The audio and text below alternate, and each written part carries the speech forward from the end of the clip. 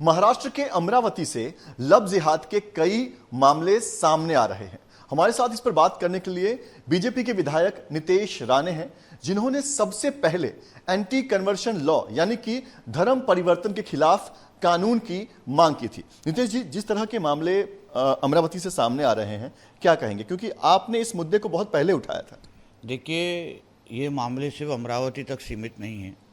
मगर महाराष्ट्र के बहुत ही ज़िलों पे ये बहुत सिस्टमेटिक तरीके से ये पूरी मुहिम चलाई जा रही है। एंटी कन्वर्जन लॉ जिसको अपन बोलते हैं, धर्म परिवर्तन के नाम पे लड़कियों को फंसाया जाता है, लड़कियों से शादी की जाती है, उनको बड़े बड़े ख्वाब दिखाए जाते हैं, और जब शादी होने के बाद अमर का अली हो जाता है और उसके बाद उसको लड़की को कहा जाता है कि या तो आप धर्म परिवर्तन करो या तो फिर हम आपकी ज़िंदगी ख़राब कर देंगे। हमें इतना भी मालूमात है जो मैंने विधानसभा में भी कहा है कि ये पूरी मुहिम चलाने के लिए वो लड़कों को 200 रुपये पर दिन बाइक घूमने के लिए बाइक और अलग अलग रेट कार्ड के हिसाब से हिंदू लड़कियों को कैसा फंसाया जाए, इसके लिए एक बाकायदा एक रेट कार्ड हाथ में दिया जाता है कि जिससे 5 लाख ब्राह्मण लड़की के लिए, एक 4-4.5 लाख पंजाबी और सिख लड़की के लिए, और दूसरे अलग अलग रेट दिए जाते हैं। तो इस तरीके के जो मामले हैं जो बड़े पैमाने पे आते हैं,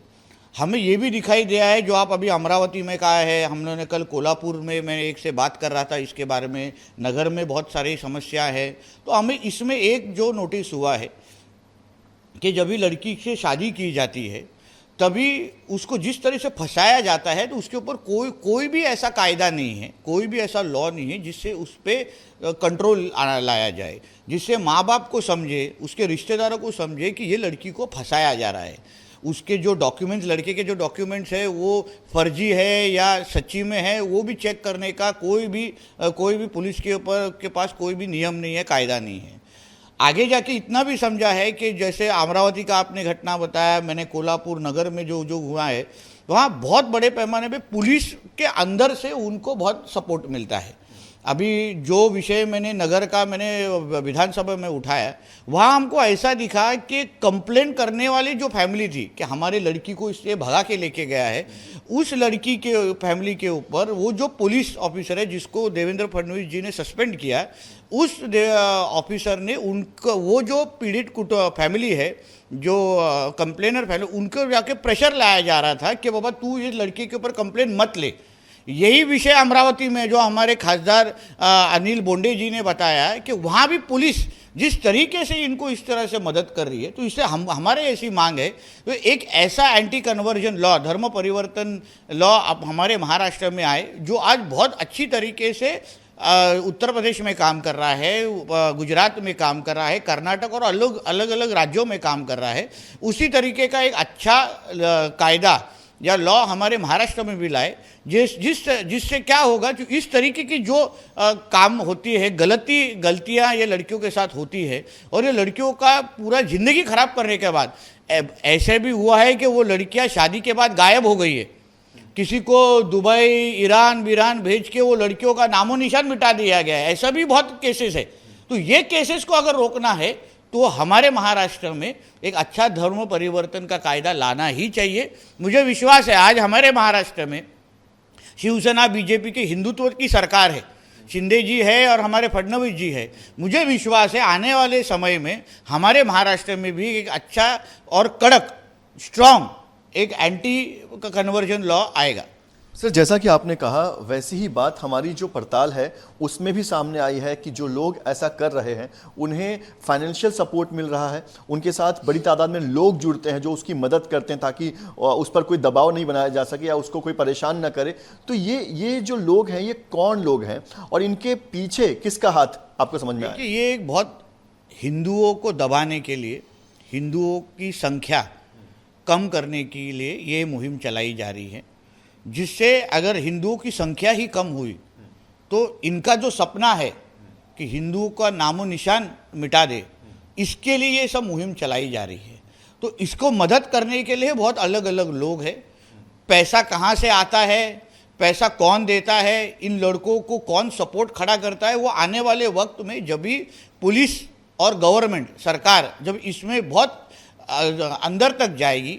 पूरी तरीके से उनको पूरी जांच करेगी, तब हमको मालूम पड़ेगा कि रिसोर्सेज कहाँ से आ रहा है। इसके पहले की जो 2.5 साल की जो उद्धव जी ठाकरे की सरकार थी, महाविकास आघाड़ी की सरकार थी, वो सरकार में बड़े पैमाने पे इस चीज़ को प्रोत्साहित किया गया है। बहुत बड़े पैमाने पे जब भी ऐसे केसेस होते थे तभी पुलिस के ऊपर दबाव लाया जाता था कि तुम इसके ऊपर कार्रवाई मत करो, इसको वो लड़के को भागने दो या वो लड़के को अरेस्ट मत करो। ऐसे बहुत सारी घटनाएं हैं। इसलिए जो सपोर्ट मिलता था, जो पहले ये महाविकास आघाड़ी जैसी सरकारों से मिलता था, फिर अभी यहाँ बाहर के जो कोई लोग हैं जो इनको फंडिंग कर रहे हैं, वो आने वाले वक्त में हमको समझेगा। क्योंकि अभी हम लोग बहुत बड़े पैमाने पे महाराष्ट्र के अलग अलग जिलों में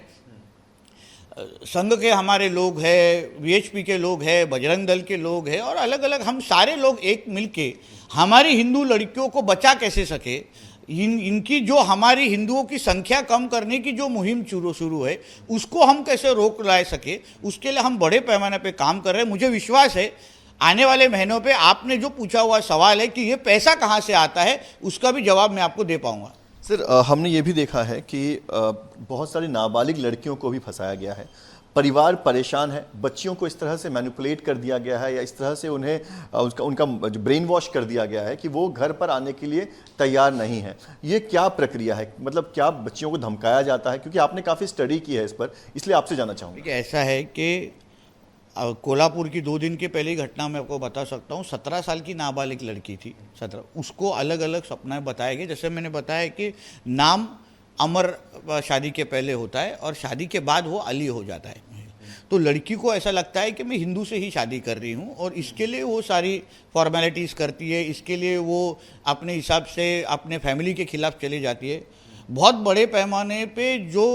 हिंदी फिल्म्स है, बॉलीवुड फिल्म्स है, उसका भी इनको मदद लिया जाता है। अगर फॉर एग्जांपल कोई आमिर खान की पिक्चर आ जाए, कोई शाहरुख खान की पिक्चर आ जाए, फिर उसका कैरेक्टर का नाम ये लड़के रख लेते हैं और वो लड़कियों को इन्फ्लुएंस कर देते हैं और लड़कियों को अलग अलग तरीके से सपने दिखाते हैं कि देख मैं उस तरीके का हूँ। कोई राहुल बन के आता है, कोई प्रेम बन के आता है, मगर शादी के बाद उसका नाम ही अलग हो जाता है। तो इस तरीके का एक बहुत स्ट्रेटेजाइज काम, बहुत अच्छे, बहुत सीधे तरीके से, प्लान तरीके से लड़कियों को फंसाने की एक पूरी मुहिम है। लड़कियां खड़ी, मतलब लड़कियों को मिल कब सकते हैं, लड़कियों को फंसाने के लिए जो जो पैसे की ज़रूरत है वो किस तरह से खर्चा करना चाहिए, उसको कितने पिक्चरें दिखानी चाहिए, शादी के बाद फिर उसके घर में जितने भगवान के फ़ोटो है वो निकालने को उसको लगाना चाहिए, फिर उसको बोलना चाहिए कि बाबा तू ऐसा ऐसा पढ़ना चालू कर, फिर ये मेरा धर्म अलग है। ये सारी चीज़ें ये बड़े पैमाने पे आज महाराष्ट्र के में हो रही है, उसको अभी हमको रोक लगाना है। हमारी पूरी स्टडी, हमारी ऐसी कोशिश होगी, जो स्पेशल मैरिज एक्ट है जो आज, जिसमें हम लोग कुछ अमेंडमेंट ला सकते हैं कि इसकी हम लोग थोड़ी स्टडी कर रहे हैं। क्योंकि अगर शादी करने के डिसीजन से शादी करने तक उस बीच का जो वो प्रवास, बीच का जो जर्नी इन दोनों की होती है, उसमें अगर फैमिली की इंटरवेंशन हो सके, उसमें अगर पुलिस की अगर थोड़ी स्क्रूटनी हो सके कि बाबा ये लड़का सच्ची में जो नाम दे रहा है वो सच्ची में वो लड़का है क्या, उसके डॉक्यूमेंटेशन है क्या, उसके आधार कार्ड है क्या, उसके राशन कार्ड में सच्ची में वो नाम है क्या, जो वो बोल रहा है कि वो नौकरी कर रहा है वो सच्ची में वो कंपनी में नौकरी है क्या। तो ये अलग अलग तरीके की जो जाँच है वो स्पेशल मैरिज एक्ट में अमेंडमेंट हम लाके उस तरीके की प्रावधान उसमें कर सकते हैं क्या, एंटी कन्वर्जन लॉ में वैसे ला सकते हैं क्या, उस सब तरीके की स्टडी हमारा चल रहा है। मैं जैसे आपको कहा कि आने वाले वक्त में इन सारे जो अलग अलग राज्यों में जो एंटी कन्वर्जन लॉ है उसको भी हम लोग स्टडी कर रहे हैं और उससे अच्छा कायदा, मतलब सब में से जो प्लस पॉइंट है, पॉजिटिव चीज़ें है, उस सब चीज़ों की प्लस पॉइंट अलग में लेके एक ऐसा सक्षम कायदा महाराष्ट्र में लेके आना चाहिए। क्योंकि आप समझ के लीजिए महाराष्ट्र में मुंबई भी है, या ये फाइनेंशियल कैपिटल है हमारे देश का, तो इसलिए लड़कियों को अलग अलग सपने दिखाना यहाँ बहुत आसान है। तो इसलिए यहाँ बहुत बड़े पैमाने पे एक्टिविटीज़ होती है। चलो तेरे को मुंबई लेके जाता हूँ, मुंबई में नौकरी देता हूँ, इस जो अलग अलग जो चीज़ है, इसके लिए महाराष्ट्र में एक धर्म परिवर्तन का एक अच्छा, सबसे अच्छा कायदा होने की ज़रूरत है और उसके ऊपर हमारा काम चल रहा है। सर, आपने इसके पहले डेटा भी रखे थे कि कितनी बड़ी तादाद में जो है वो धर्म परिवर्तन जो है वो किया जा रहा है, लेकिन जो डेटा सामने आए हैं बताया जा रहा है कि अनऑफिशियली उससे ज़्यादा बड़ी तादाद में जो है वो ये काम चल रहा है। इस पर कैसे रोक लगेगी, और ये जो कानून जब आप लोग लेकर आएंगे तो जो लड़कियां ऑलरेडी पीड़ित हो चुकी है, जो ऑलरेडी फंस चुकी है, उन्हें कैसे न्याय मिलेगा? देखिए, आपका जो पहला सवाल है कि कितनी संख्या है, ऑफिशियल अनऑफिशियल ये फिगर इतना बड़ा है कि हम लोग को उसका हर एक घर घर में जाके तो हम लोग मालूमात भी नहीं रख सकते। सिर्फ कोविड के वक्त में आपको बताऊं, जो सिर्फ मुसलमान लड़कों के बीच में मुस्लिम कन्वर्जन होता नहीं है, यह कैथलिक कन्वर्जन उससे बहुत बड़े पैमाने पे होता है। और जो मुझे विश्वास है कि बहुत मुस्लिम भाइयों को और उनके फैमिलीज़ को और कैथलिक फैमिलीज़ को भी ये जो होता है उनके मर्जी से उनको भी अच्छा नहीं, मगर ये एक मुहिम चलाई जा रही है। सिर्फ कोरोना के टाइम में, जो कोरोना के वक्त तो इनको बोलते ना, इनकी तो दिवाली हो रही थी, सिर्फ कोरोना के वक्त में हमारे पास है कि एक महीने में 50 से 1 लाख लोगों का कन्वर्जन ये लोग ने देश भर में किया है, सिर्फ कोरोना के वक्त में। क्योंकि हर कोई घर पे बैठा था, हर किसी को बोला जाता था चलो इधर एक आके जब जमा हो जाओ, आपको कम कोरोना दूर कर देंगे, मगर आपको ऐसा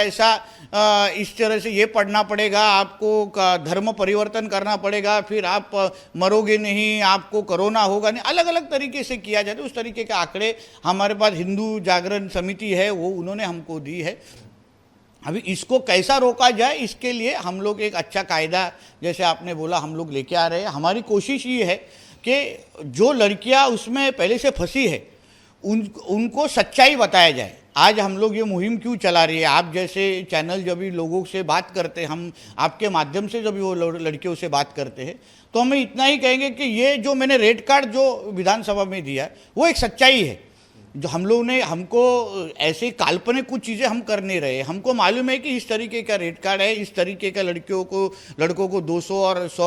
200 रुपये और एक बाइक का प्रावधान किया जाता है, और वो लड़कियों को भी मालूम है कि इस तरीके का विषय है। मैं इतना कहूँगा कि जो लड़कियाँ आज भी पीड़ित है, उन्होंने आगे आके, हम लोग जो है, हम है, हमारे आरएसएस और संघ के लोग हैं, वीएचपी के, बजरंग दल के, जो सारे लोग जो इसमें काम कर रहे हैं, उनको आगे आके हमसे संपर्क करें। हमारे पास ऐसे अच्छी टीम है जो आज भी वो लड़की को बचा सकते हैं। लड़कियों को, मेरी बहनों को ऐसा समझना चाहिए कि आज भी उनके हाथ से चीज़ें गई नहीं है, आज भी हम उनको बचा सकते हैं। उनको सिर्फ आगे आके हमको संपर्क करना है, और मैं विश्वास देता हूँ सबके तरफ से कि उनको वापस उनकी अच्छी ज़िंदगी पे लेके जाने की जिम्मेदारी ये हमारी सबकी है। शुक्रिया हमसे बात करने के लिए। तो अभी भी जो लड़कियां जिनको लगता है कि वो फंस चुकी हैं, उनके लिए नीतीश जी ने कहा कि आज भी अगर वो इन्हें संपर्क करती हैं तो इनके पास ऐसी टीम है जो उन लड़कियों को सुरक्षित उस जाल से बाहर निकाल सकती है। वीडियो जर्नलिस्ट ओम प्रकाश केवट के साथ पंकज मिश्रा, न्यूज नेशन, मुंबई।